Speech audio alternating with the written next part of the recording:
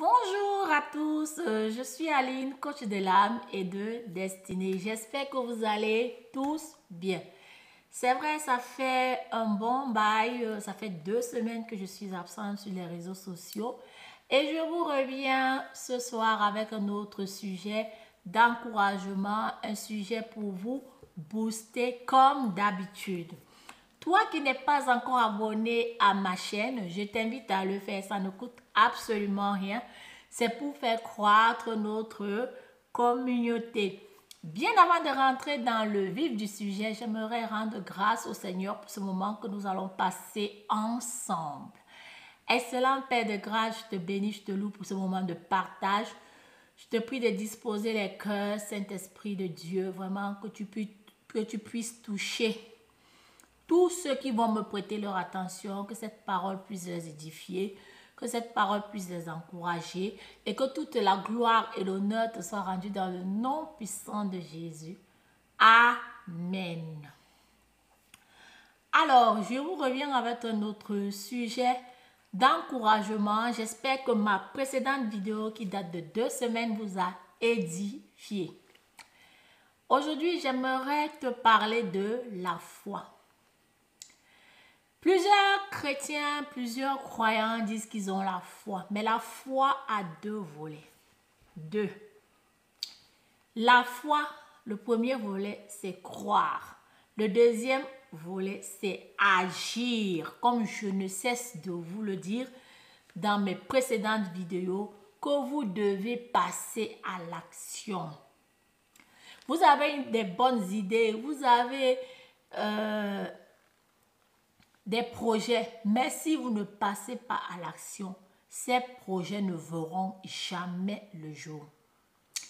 Il y a une histoire d'une femme dans la Bible qui m'a beaucoup édifiée. Il s'agit de la femme de la perte de sang pendant 12 ans. Elle était dans sa maison, la Bible nous dit qu'elle a consulté tous les médecins de sa ville sans avoir de résultat. Sa situation allait de mal en pire. Mais un jour, cette dame, elle a entendu parler de Jésus.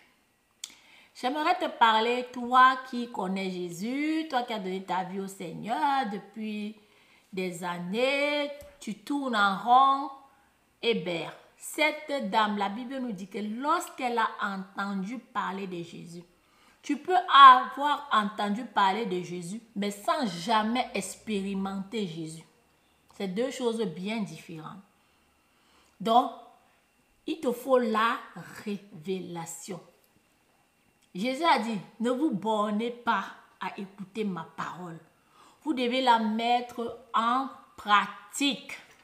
Si tu as la foi, tu dois démontrer ta foi aux gens. Parce que la Bible dit également que la foi sans les œuvres est une foi morte. Alors voilà l'histoire de cette dame qui pendant 12 ans, elle a perdu du sang. Mais un jour, je vous invite à lire cette histoire, je vous mettrai la référence là en dessous. Mais un jour, elle s'est décidée, cette dame. Parce que plusieurs parmi nous, parfois, on est là, on ne veut pas passer à l'action. On espère, on s'attend aux autres. On pense que nos proches vont nous aider. Nos proches ne vont pas nous aider. Dans la vie, chacun a sa responsabilité. Tu es dans une situation qui ne te plaît pas. Tu te plains, mais tu ne poses aucune action. Tu dois te mettre en action. Quand quelque chose t'énerve, tu ne fais qu'en parler, mais il n'y a pas les actions qui suivent. Donc, ça ne sert à rien. Vaudrait mieux la fermer. Cette dame, la Bible dit que sa situation allait de mal en pire. Mais un jour, elle a entendu parler de Jésus. Elle a dit, un jour, elle a eu la révélation de qui est Jésus. Plusieurs chrétiens sont trop familiarisés à Jésus. Oh Jésus, mon Jésus doux, mon Jésus je t'aime, mon Jésus si, mon Jésus... Mais ce que Jésus te dit de faire là, tu ne fais pas ça pourquoi? D'où il y a un dicton qui dit, Trop de familiarité engendre le mépris. Nous le voyons dans nos familles. Nous le voyons avec nos amis avec qui on se familiarise beaucoup. Tout va, chacun pense, dit ce qu'il veut. Il n'y a plus de respect, il n'y a plus de distance, il n'y a plus... Ça devient du n'importe quoi. Et parfois, en tant que chrétien, on se familiarise avec Jésus. Et on perd la crainte de Jésus. On perd la puissance de son nom. Tellement son nom est devenu tellement familier dans nos bouches.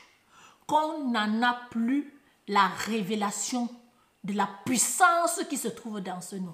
Tu as donné ta vie à Jésus. Ça fait des années, mon frère, ma soeur. Tu ne fais que tourner en rond.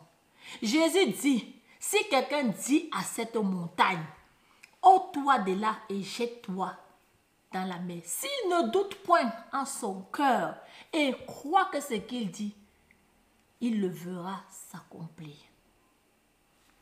Où en es-tu, mon frère, ma soeur? Depuis là, tu connais Jésus, tu te frottes à Jésus là, mais rien ne change.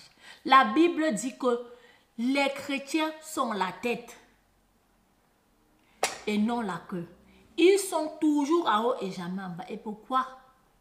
Certains chrétiens sont toujours en bas et jamais en haut. Est-ce que Jésus ment? That is the question. Donc tu dois prendre ta vie en main. Tu dois dire stop à cette vie de médiocrité, à cette vie nonchalante. Ouais, nous-mêmes là, on est venu ici là, je ne comprends pas ma vie. Tu ne comprends pas ta vie. Tu dois te lever et changer ta vie. Tu en as la capacité. Tu ne peux pas changer les événements, mais tu peux te changer. Et la décision te revient. Et le meilleur moment, comme je l'ai dit précédemment dans ma vidéo, c'est maintenant. Les gens sont en train de remettre tout à demain. À demain, à demain. Et après un jour, bonjour les regrets. Il faut passer à l'action. Et le courage, c'est le courage qui manque, je le dis, à plusieurs parmi nous. C'est le courage qui vous manque d'aller affronter vos difficultés. De dire stop, ça en est assez. Tout le temps où vous faites humilier, humilier, humilier, même Dieu là est dépassé. Il dit, voici mes enfants, ils ont mon autorité. Mais vous êtes ignorant de la puissance de Dieu qui est dans votre vie. Ignorant, je vous ai dit qu'un ignorant est toujours dominé. Nous le voyons dans ce monde. Ce n'est pas moi qui le dis, nous le voyons.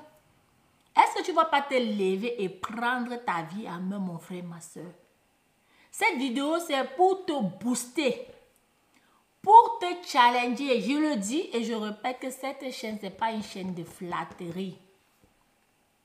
Parfois, il faut quelqu'un qui vient nous secouer, nous bouger.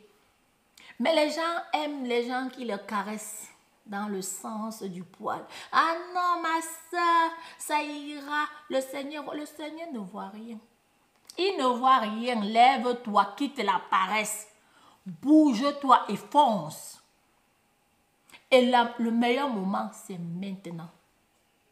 J'espère que cette parole va te bouger, va te challenger et que tu vas quitter ton fauteuil de paresse et aller travailler. Parce que la prière n'est pas un travail. La prière ne donne pas l'argent. C'est la loi de s'aimer et de récolter. Qu'est-ce que tu as sémé pour récolter? As-tu sémé de l'argent? As-tu sémé de la paix autour de toi? As-tu sémé de l'amour? Parce que les gens se plaignent tout le temps. Oh, nous, personne ne t'aime pas. Toi, tu n'as jamais sémé l'amour vis-à-vis des autres. J'espère que cette vidéo va te booster, va te challenger. Et je vous dis bisous, à très bientôt. Aline, coach de l'âme et de destinée. Bye bye.